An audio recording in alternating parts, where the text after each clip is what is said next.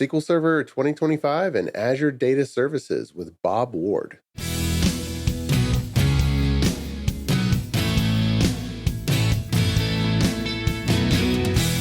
The Azure DevOps Podcast is a show for developers and DevOps professionals shipping software using Microsoft technologies. Each show brings you hard-hitting interviews with industry experts, innovating better methods, and sharing success stories. Listen on to learn how to increase quality, ship quickly, and operate well. And now your host, Jeffrey Palermo. Welcome to the show. I'm Jeffrey Palermo, your host for helping you and your teams move fast and deliver quality and to run your software with confidence in Azure, all while using everything that the .NET ecosystem has to offer. I'm excited about my returning guest, Bob Ward. He is a principal architect for the Microsoft Azure Data Team, which owns the development for Microsoft SQL Edge to Cloud. Bob has worked for Microsoft for over 31 years on every version of SQL Server that's shipped from OS 2, 1.1 to SQL Server 2025 now, including Azure SQL and all those services. Bob is a well-known speaker for SQL Server, Azure SQL AI, Microsoft Fabric. He often presents talks on new releases and internals and specialized topics at events that such as SQL Bits, Microsoft Build, Microsoft Ignite, PaaS Summit, Dev Intersection, VS Live, the list goes on. And you can also learn Azure SQL from him on the popular series Azure SQL for Beginners. We'll include a link for that in the show notes. And you can follow him at Bob Ward MS or on LinkedIn at linkedin.com/in/BobWardMS. He's also an author of many books: Pro SQL Server on Linux, SQL Server 2019 Revealed, Azure SQL Revealed, also with a second edition, and SQL Server 2022 Revealed. Those are available from A-Press Media, and we'll include a link to his episode 321, where he was on the podcast just recently. But Bob, welcome back to the show. How are you, sir? I'm doing great, Jeffrey. Thanks so much for having me back. It's always fun to come on your show and talk about kind of the latest innovations going on in Azure Data. That's an understatement, because I think at the time of recording, we're just in a short number of weeks from Microsoft Build. There's a whole lot of data and SQL Server related announcements. Before we get into that, there's new people coming into the industry all the time who maybe haven't seen you speak and haven't stumbled upon your tremendous body of work. To back up a little bit, what are some of the highlights that really have kind of kept you in the data space? And because that's clearly your passion. I mean, SQL Server is the cornerstone of what I've worked on for my career at Microsoft. And it's pretty exciting that we continue that journey of SQL Server major versions, but also in Azure. I started back several years ago to kind of pivot and make sure I was also working on databases in the cloud, specifically things like Azure SQL Database, managed instance, virtual machines. And then recently, a couple of new technologies that kind of keep my excitement going about data. One is SQL now inside Microsoft Fabric, which is an incredible new data platform. It's got so many exciting possibilities. And then what a surprise, AI.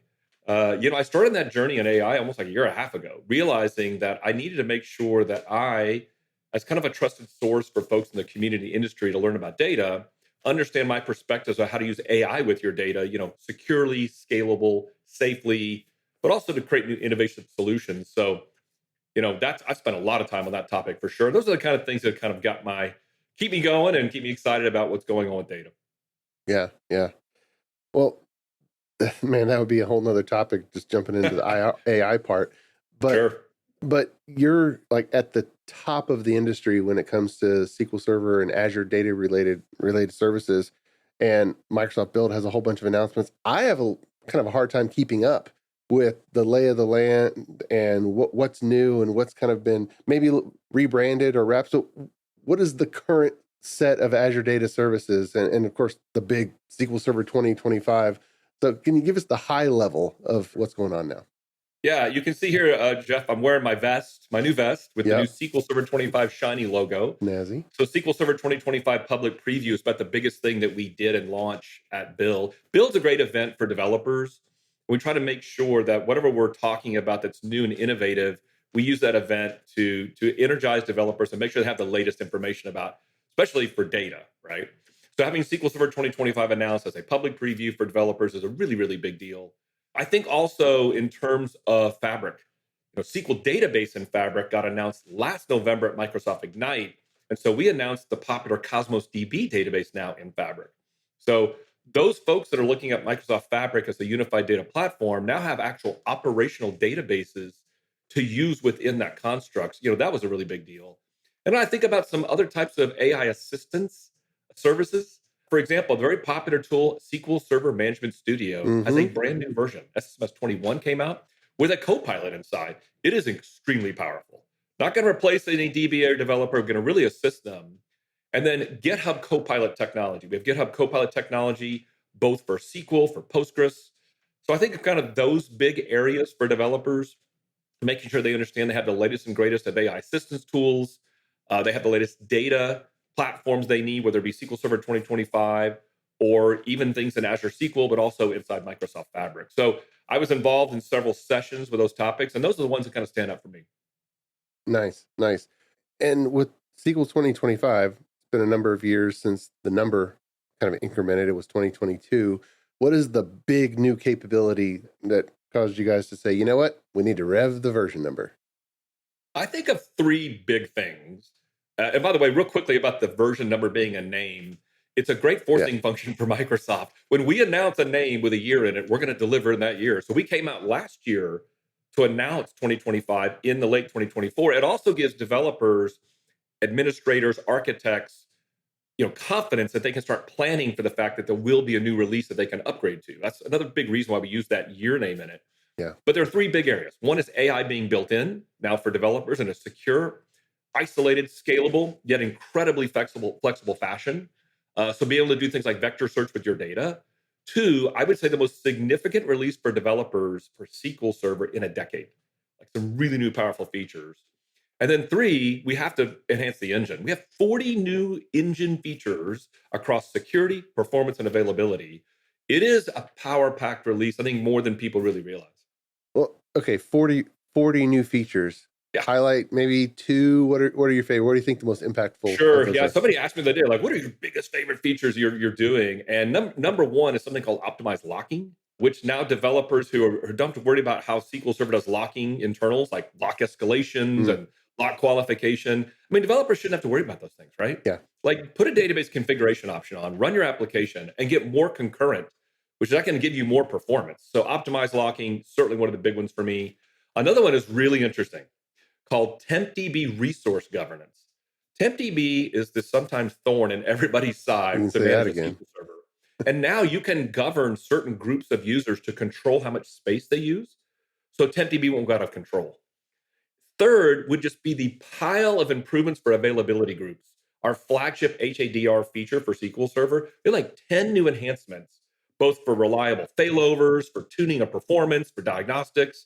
A lot of great innovations there to kind of prove to our customers that we know that feature is important to you to run your business. And we want to make sure we keep enhancing it. Okay, nice. You mentioned vector database with people doing RAG. They're thinking, okay, what vector database do I use? But now with SQL, so I'm guessing your answer is no. Don't think about what vector database to use. Just check that box inside SQL Server. Is that the direction? Pretty much, Jeffrey. I mean, we call it operational RAG with SQL because you, instead of having a separate vector store and then having your data in SQL and trying to copy it around, why not do it all inside SQL Server? So we introduced a new vector data type, like literally just a separate data type for a column where you can store actual embeddings. We've introduced a new way for you to connect externally through REST APIs. Could be local in your machine, could be in the cloud, could be on your network somewhere, to popular AI model services. So think of Azure OpenAI, OpenAI compatible, Ollama type frameworks. So you can just declare, I want to talk to a model. I want to generate embeddings all through T-SQL. All this is done through T-SQL. Everybody knows that language, right? So we've extended the language to do that. You can generate these embeddings. You can even build a vector index on top of this using the popular disk and technology. And then you do vector searching. So what I try to tell everybody, what we're really providing for you is a way to do smarter searching with your data. Think about natural language prompts to power searches on your data and do it, here's the key, in the security blanket of the SQL Server engine. And the models you choose are ones you choose. We don't force you to use a model. You pick the model, whether it's running in a cloud somewhere or on premises, however you want to do this. It's kind of a package of supporting vector search, which is going to now power AI agents, RAG apps, however you want to go use it. Okay, so break that down for me. When we're doing that workflow, is the SQL engine the process that's calling out to, let's say, Azure AI for one of those models and then coming back? Or how is that? What's the order of Yeah, operations? let me give you an example. So let's say that you've got text data inside your database, or you're pulling text data in, and you'd like to have the smarter searching capability. What you'll do is you'll use a new T-SQL statement called create external model. You'll say, Okay. hey, here's where my model lives. It's like a REST endpoint. Could be, again, on your local network, could be in a cloud. Maybe it's Azure OpenAI. Once you define that, that's like metadata in SQL Server. Now you can say, I would like to generate embeddings or vectors based on my text data. We will communicate this data to the AI model. It'll give us back the vector embeddings. Yep. We'll store it in the vector data type. And you don't know what these numbers look like. You don't care. Right. You just then go do T-SQL vector searching. So what you might do, for example, Jeff, is you might take a prompt, a natural language phrase or statement. Use T-SQL to generate embedding for that. You've got a number now, a series of numbers.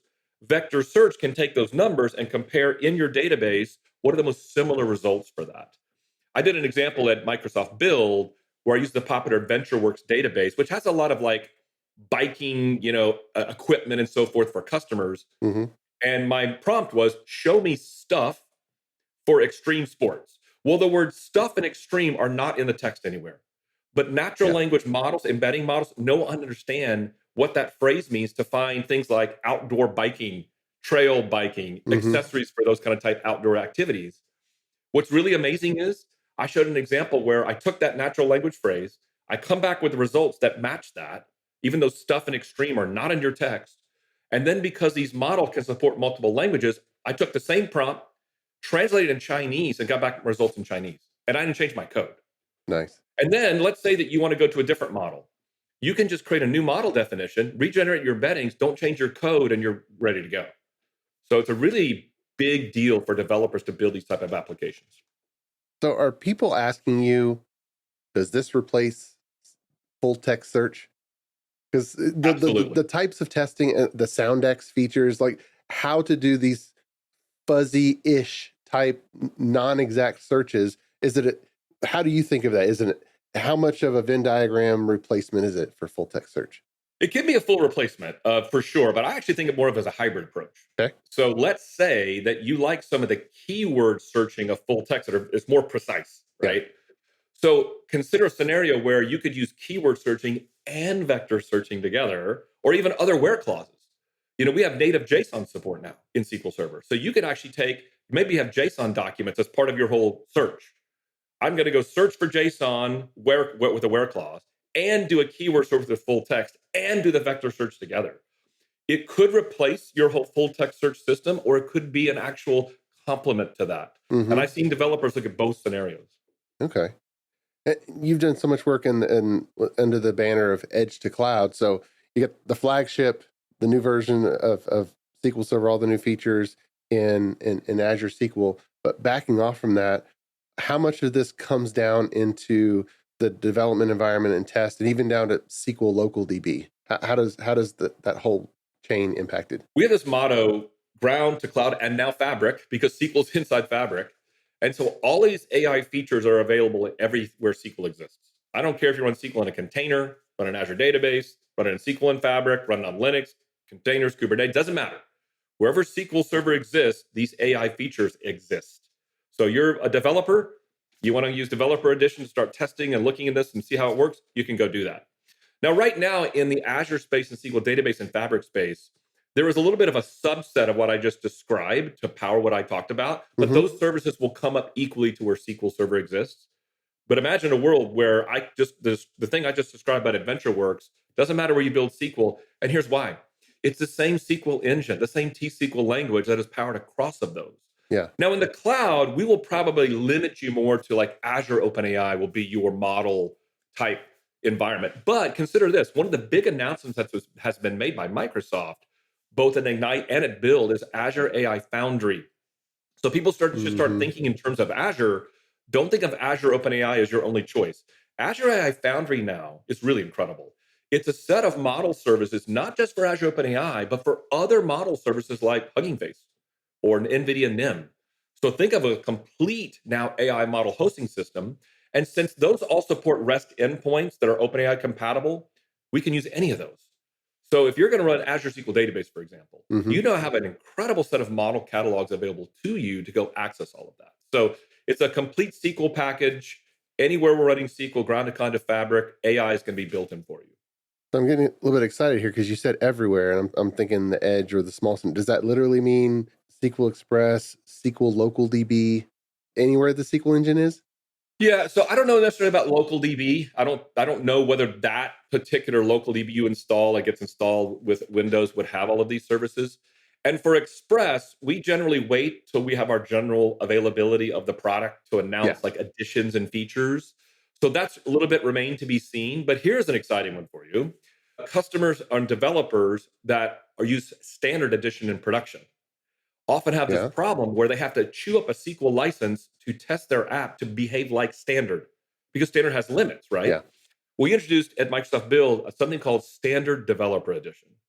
So now you as a developer can for free develop and test a version of Developer Edition that behaves like Standard Edition, which is beautiful because now you know when you test and build your app, it's going to behave when you use standard in production exactly as you did the development. Hmm. So, that's a really, really big deal. But as far as the exact features that go in specific editions, we will announce all that when SQL 25 becomes generally available.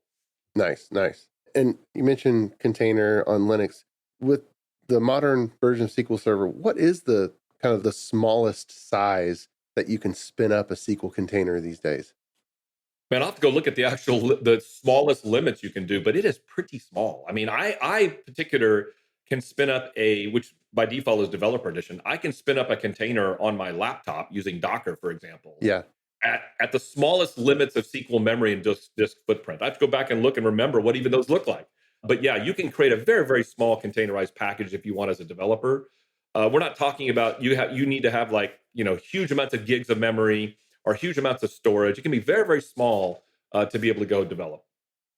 That's awesome because there's so many developers you have been using SQL Express or SQL Local DB just to have, the small version of the database, which in production, the database is massive, but just to get the schema and all the related things. But Well, the container can be SQL Express. So like we support the yeah, SQL Express edition in a container. So if you want it to be just expressed in a container, you can absolutely do that. yeah, this is awesome. So where does now SQL Server stop and Databricks and all these other things in Azure start? And how should listeners kind of keep that straight in their mind with, okay, what needs to go in the SQL engine now and what needs to go in a not SQL Server Azure data service? Well, I'm pretty biased, as you know. I think everything goes in SQL Server. We still have a lot of customers running analytic type workloads, even in SQL Server, because of features like column store. Yeah. For me at Microsoft, I look a little bit more at Microsoft Fabric as that alternate approach to run certain workloads if it's not going to be in SQL Server. And one of the really cool things that I personally believe is a great feature of Microsoft Fabric is something called OneLake. Maybe you've looked at it or people on your show have heard about it. It's that common storage facility inside Fabric that's all based on Delta Parquet. And the reason it's beautiful is because you can take all these different types of data sources all over the world, doesn't matter what it exists, put it in one lake. And if you actually convert it to Delta Parquet, you now have literally a database sitting there for you to do any kind of analytics, semantic models, Power BI, data science, anything you need. It's really powerful. So like one of the things we announced at Build for SQL Server customers is SQL Server mirroring. Now, one of the things I love about mirroring in Fabric is mirroring can exist wherever you want it to be. I can mirror Databricks, Snowflake, Oracle, now SQL. Like I've added Azure SQL already, but SQL Server on-prem now can be mirrored into Fabric. And one of the things I've shown our customers about how to do that is to take different data sources, including SQL Server, mirror these in. So that's like a near real-time analytic feed going in to this one lake, and it looks like one database. Mm-hmm. Imagine you having this one data lake that you query on or run whatever you want on top of it, fed from all these sources, but you don't really care anymore where those sources came from. So for me, I think Databricks is an amazing platform, but I really kind of have customers take a little bit more look at OneLake inside Fabric as that great functionality. SQL Database in Fabric, which we announced last November, automatically is mirrored into OneLake. So I try to think about those scenarios where I don't want to touch the operational database, read replica type scenarios, analytic scenarios, right? And I start looking at OneLake as being that functionality for me. Okay. And the Parquet format, Does Databricks use that also, or is that a... Yeah, Databricks. Yeah, definitely Databricks is one that kind of came up with Delta. Delta is kind of a version of Parquet that supports transactional type operations. So Databricks they actually kind of came up with that format, and then we support that format in OneLake. So from a formatting perspective, should they think about SQL Server as the OLTP data, and then the Parquet format and those related services for all the historical that they would need to run analytics on? I don't think necessarily historical is the right word. I think just more like even near real-time analytics. So like if I think about the scenario about SQL and Fabric, for example, we're kind of pitching that to our customers as your operational database. If you want to say OLTP, that's fine, but some people don't have like a true hardcore OLTP system, but they do have a lot of read writes. Yeah. Okay. So SQL Database and Fabric offers that. It's a SQL Server engine. You just go after it, right? Because we're mirroring that into OneLake, a read copy of this, and keeping it up to date. Now I can do the near real-time analytics in the lakehouse now in my OneLake. And so that's how I like to think about it. You could technically still, run column store index queries on SQL Database and Fabric or in SQL Server. But I think the reason why I love the lakehouse approach is because it's offloaded and doesn't affect my operational database. And I can easily, again, integrate with all these other sources so easily. And it's kept up to date. So it's not just historical. It's actually near real time. We're talking like not hours, but like minutes, seconds of having updated of data. So imagine this scenario. You've got a bunch of Power BI users out there, right? Mm-hmm. That you need to provide access to reports on all these different data sources.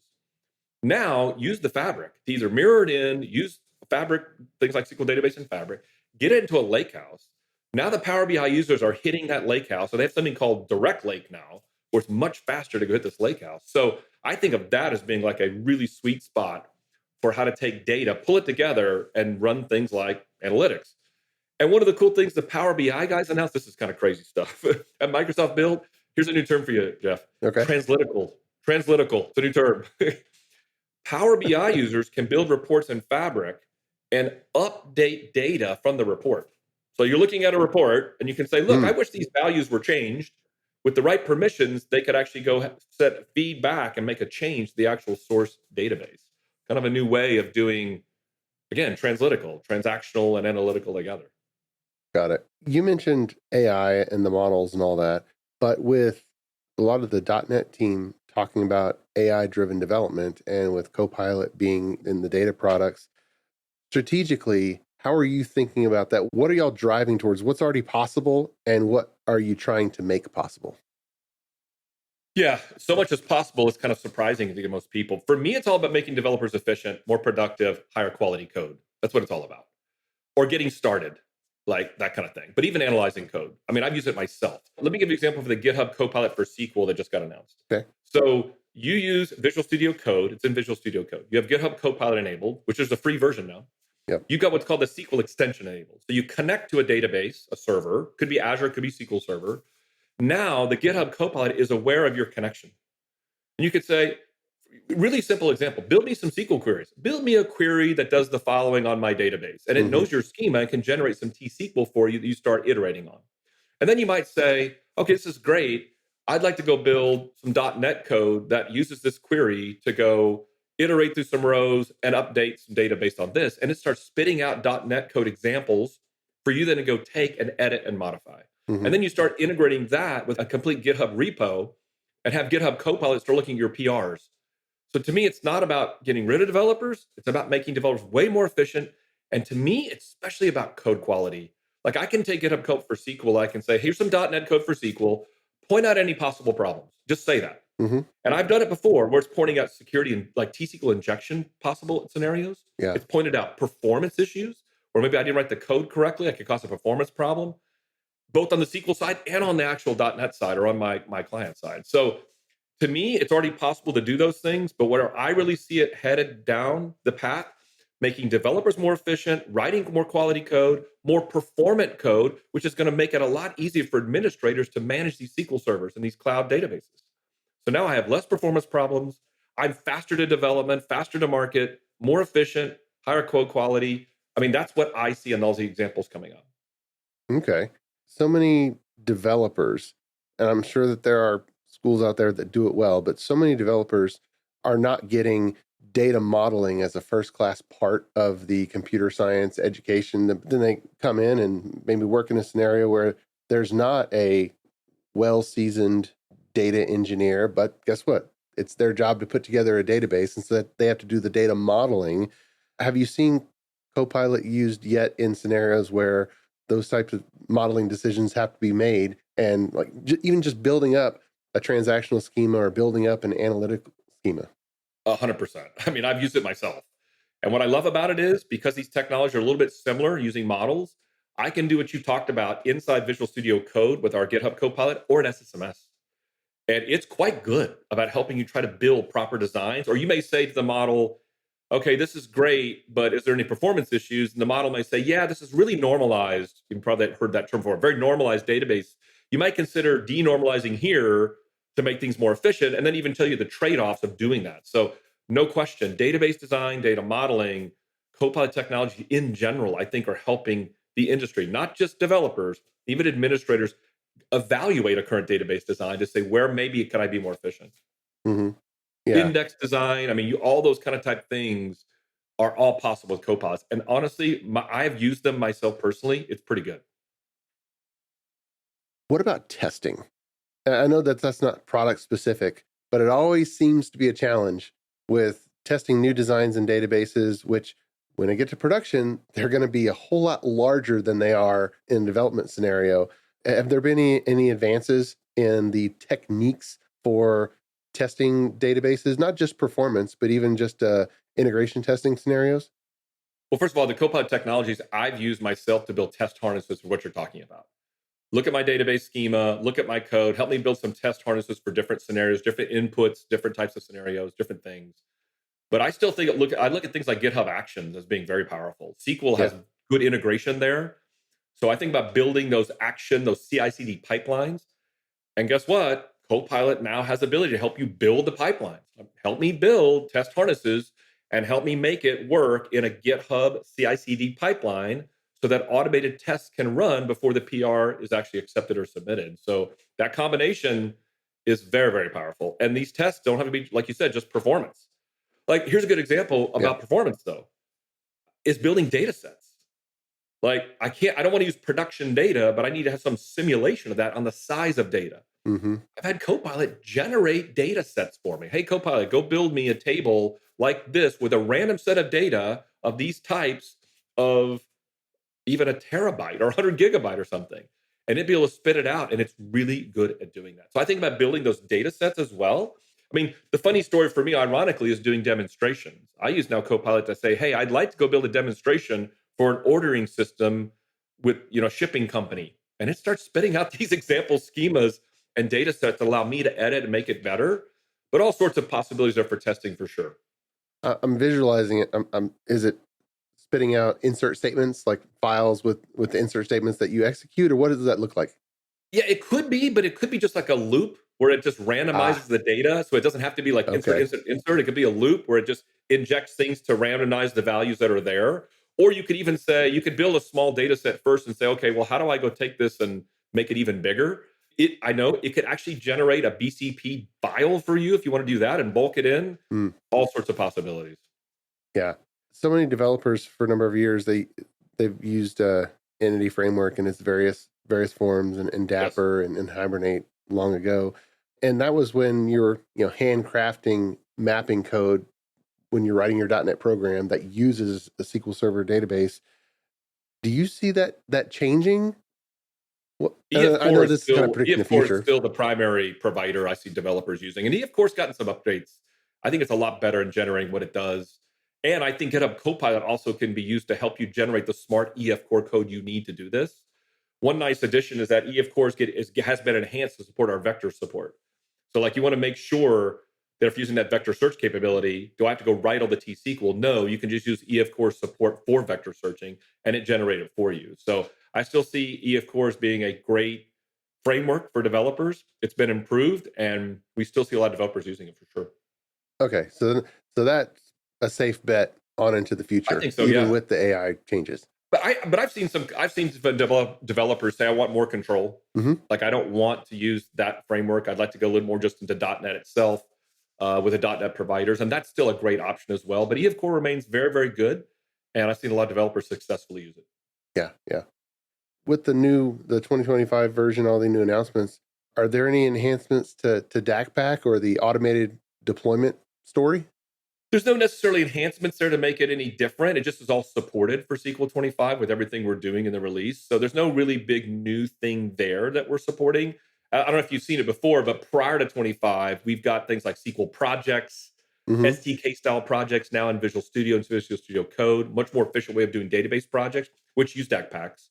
So that's been there already, and that's all supported with SQL 25. Yeah. It is going forward, like internally, is DACPack universally used for deploying changes to databases, or what's the lay of the land there? DACPack is still super popular. We still like Yeah. that framework of technology to deploy those database changes. And it's now integrated with everything we do behind the scenes. So yeah, DACPack, we're doing it. SQL Database and Fabric, for example, has that all integrated as well. So yeah, DACPack is still, I think, a very good technology, and we still stay on top of keeping that up to date. Got it. What is next for you? I know you keep on the speaking circuit and you keep busy, but what's next for Bob Ward? Well, internally at Microsoft, besides what you see me visibly as being an industry presence for Microsoft to talk about ground to cloud to fabric, and that keeps me pretty busy, there's no question. Internally, I do a lot of work within Microsoft to influence the future of what we're doing, whether that be the next version of SQL Server after this, whether it be what we're doing inside Azure SQL for our developers, and also what we do in Fabric. So trying to make sure, well, and one of the things I think I bring to the company, and my colleagues have told me this, is that consistency story. Like, hey, if we're going to go do SQL and Fabric, are we doing things that are new and great for Fabric, but also still keeping in mind the things that people need for that consistent story for SQL Server? So I stay pretty busy internally working within our organization to make sure all those things happen.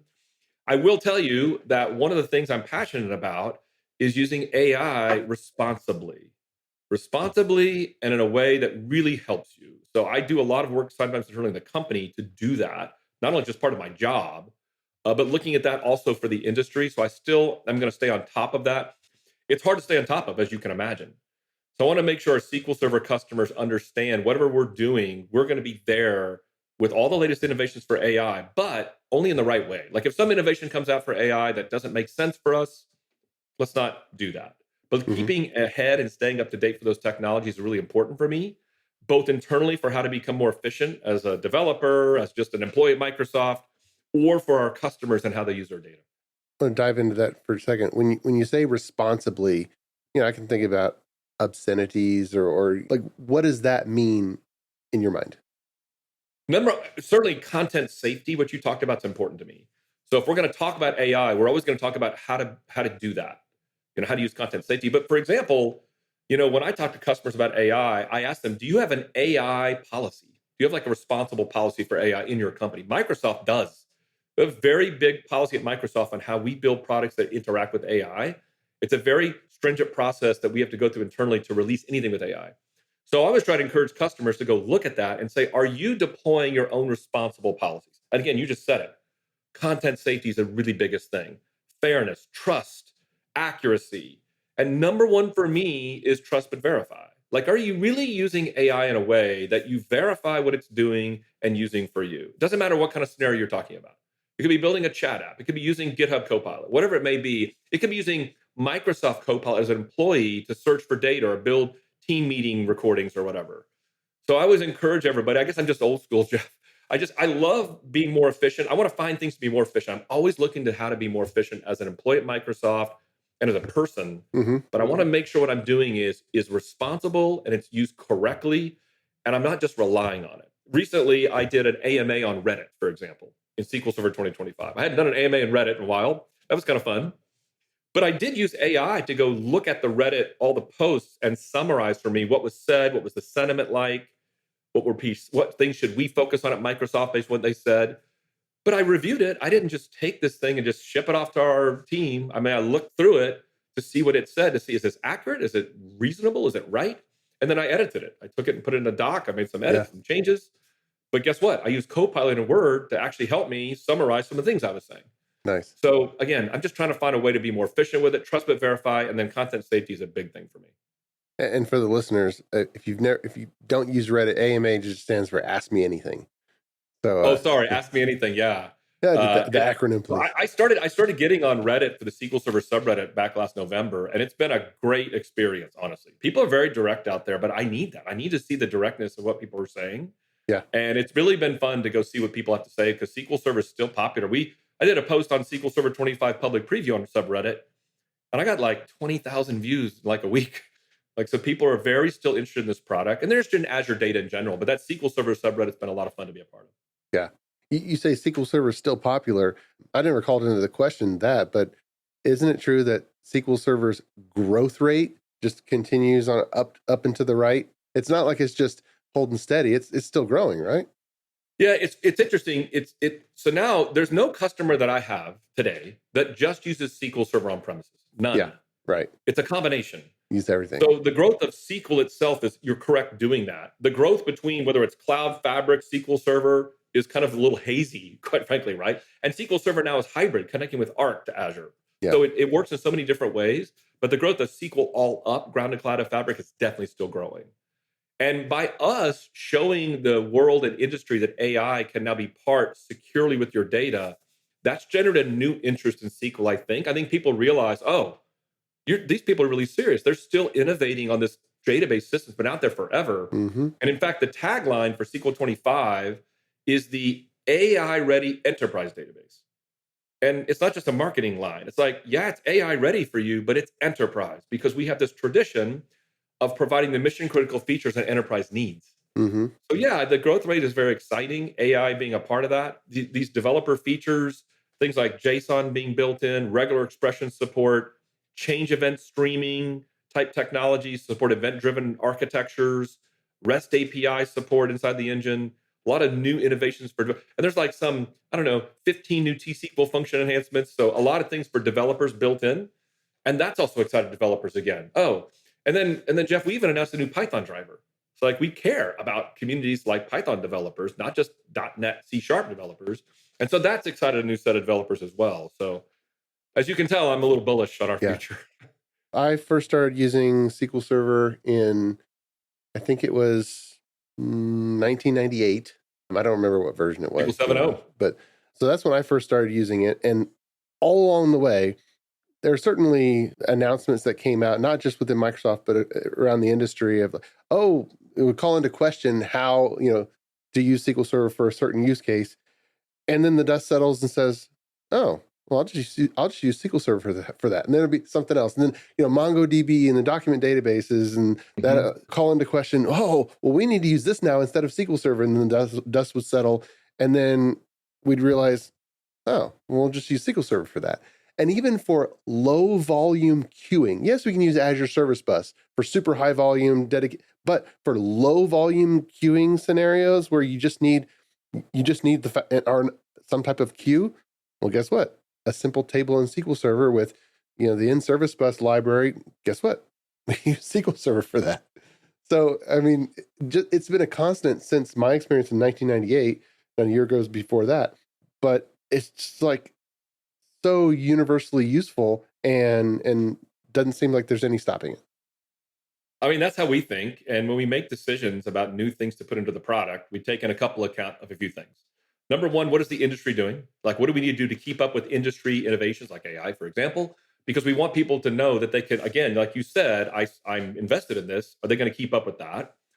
Number two, we want that engine to be innovated because people just rely on their business. So the engine has to be good, right? You had to make sure that engine is still good. And number three is customer feedback, user feedback. So if you look at what's in SQL Server 2025, there are several things where customers just said, like, can you just please do this? Yeah. Regular expression support in T-SQL is a great example. For like a decade, people have said, I don't want to write all this extra code. I want to go into T-SQL and do pattern matching with regular expression. Well, that's in SQL 25 for developers. So we do the best we can to look at those three areas every time we're building. And in the cloud, we're always looking at that because we're innovating there and enhancing the cloud, not just on a major release cycle, but all the time. Mm-hmm. Yeah. Very cool. Well, as we close up here, for listeners who kind of want to go deeper, what's the go-to online resource that you would point them to dive into things we just talked about? Well, first of all, it's public preview. We want you to download it and give it a spin and try it. So we have these aka.ms monikers you've probably seen me use a lot.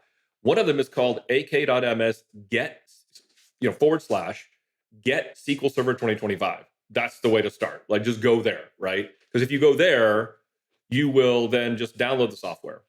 And then one other resource I would say is, this is an interesting one. It's called ak.ms / SQL Server 2025 DECKS, DECKS. Why? Because I took my slide from Microsoft Build and I put it on there. And at the back end is a slide that has all the links, like every link you need for documentation, for our blogs, for our videos, for everything we've done. It sits on that site. And as I iterate and do new presentations on SQL Server 2025, I'll always throw my decks up there. I'm an open source presenter. I want everything to be there. So those are the two resources that I would point you to, because that second one will just point to a slide that gives you everything you need. Nice. All right, we'll include both of those in the show notes. And that was, the second one was SQL Server 2025 DECKS? Yeah, that's correct. Fantastic. Awesome. And then if you, Jeff, anybody out there that's listening to this audience, they need to present to their colleagues or their customers about SQL Server 2025, you are free to use that. That's open source, right? So just use that deck to your heart's desire. There are demos built into the deck you can even use. So like I said, I want people to just go spread the news about what's in this release, and anybody's welcome to use it. Fantastic. Awesome. Well, Bob, thanks for coming back on the Azure and DevOps podcast once again and sharing with us the landscape of all things data and SQL Server and Azure data. I appreciate it. Great to be on your show again, Jeff. It's always great, insightful questions from you, and it's really a pleasure to be back on your show again. Oh, thank you. Thank you. My pleasure. And until next time, dear listener, keep shipping. You've been listening to the Azure DevOps Podcast, a show for developers and DevOps professionals shipping software using Microsoft technologies. Go to www.azuredevops.show for show notes and other episodes. On behalf of your host, Jeffrey Palermo, and our sponsors, thanks for listening, and may God bless you.